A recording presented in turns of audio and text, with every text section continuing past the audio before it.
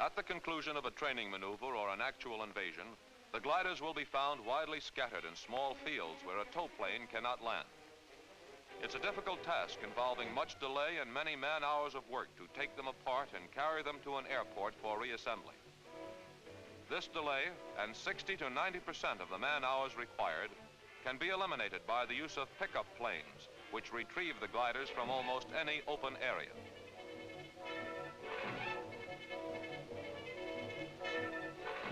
In this operation, rope is run forward from the glider's nose to the pickup station, where it connects with a loop clipped to two upright poles.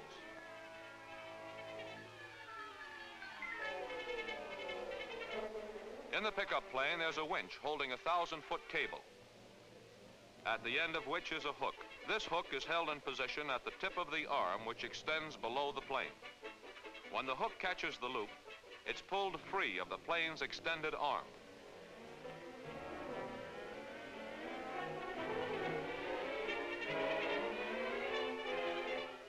And cable is paid out smoothly from the winch.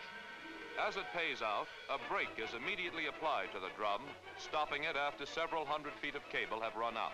The glider is thus accelerated quickly but smoothly into flight and pulls up into normal tow position behind the plane.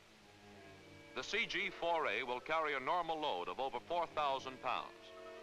This means that up to 18 fully equipped airborne troops may be carried, including the pilot and co-pilot. The troops enter through doors on both sides and sit facing each other on benches.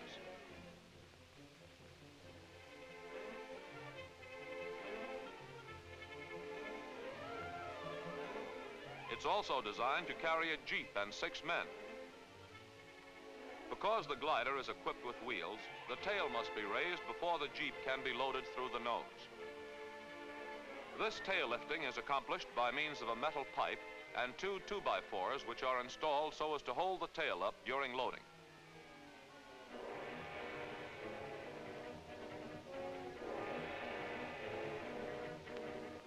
The nose may then be lifted, exposing the open cargo compartment. The jeep is backed in on small ramps.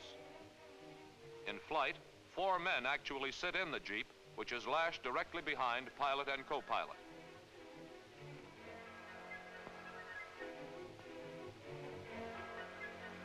Similarly, the glider will carry a trailer and 7 men, including the pilot and co-pilot. In the cargo compartment, tie-down points are provided at floor level along both sides and at front and rear for lashing equipment securely. The Baker Bolin has been found to be a very satisfactory knot for securing loads, since if slack develops during flight, it may be taken up without undoing the lashing. In flight, 4 men sit on benches behind the trailer, the 5th on a hinged seat by the door.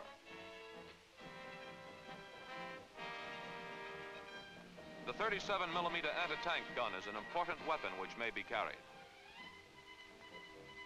When any large piece of equipment is to be carried, some or all of the light benches must be removed from the glider.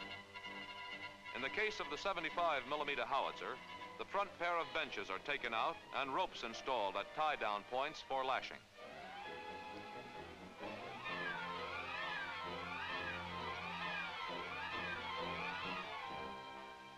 The howitzer is then rolled into the open nose, trail piece first, and tied securely on all sides.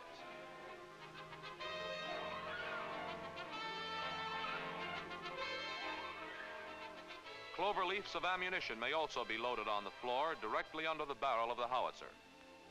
The hinged ramps are then swung up and the nose lowered and latched.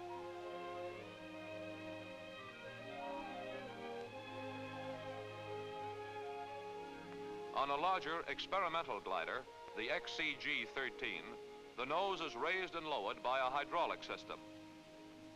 This glider, also designed by Waco, has wings the same size as the CG-4, but the cargo compartment is much larger. The CG-4A, which may be in production in 1944, is one of several large gliders which are being developed. It's designed to carry a useful load of 8,000 pounds. It will, for example, hold 30 fully equipped troops or a jeep and a 37mm anti-tank gun plus operating crew. The larger cargo compartment enables this glider to carry the standard 105mm howitzer, its crew and ammunition.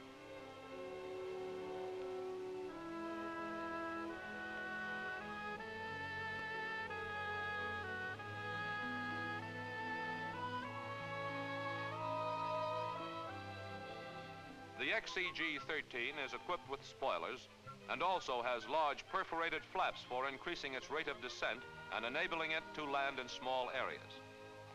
This and other larger gliders are expected to be in operation in early 1944.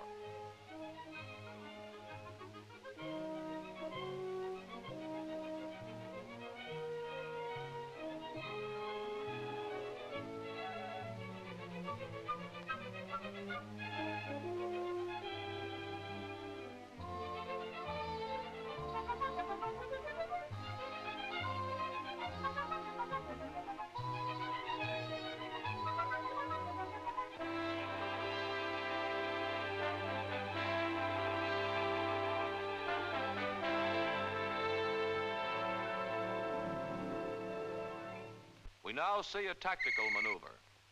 This is the culmination of long training by glider pilots and glider-borne troops. The men run for the rows of gliders, load them with jeeps, guns, howitzers, ammunition, supplies of all sorts. Combat teams pile into the waiting ships.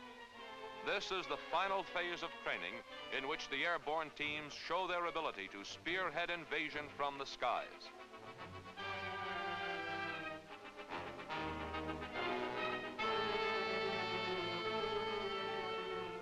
As the troops pile in, ground crews draw the gliders into position for the takeoff.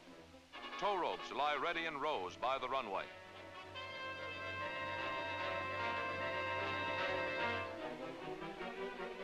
The first tow plane wheels onto the runway, and as it straightens, efficient crews dash out to attach the tow ropes.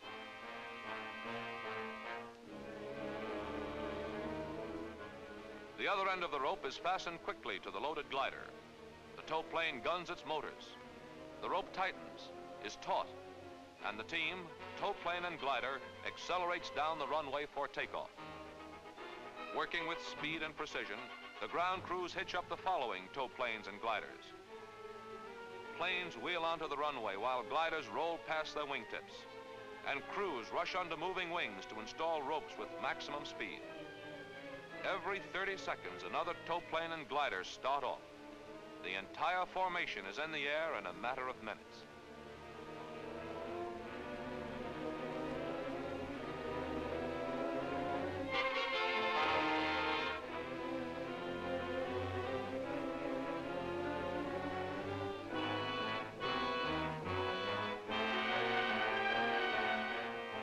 Assembled in formation, the tow planes and gliders head for enemy territory, 100 or more miles away. While still over friendly areas, the formation flies high. When approaching enemy territory, the formation drops low to fly just above tree level for maximum concealment and surprise. They fly over woods where possible, since in this way they are less visible from above and below. In an airborne invasion, glider-borne troops and paratroopers may be landed in adjacent areas for mutual support. At quick intervals, paratroopers pile from the transports and float slowly down to land in a strung-out pattern across field and forest.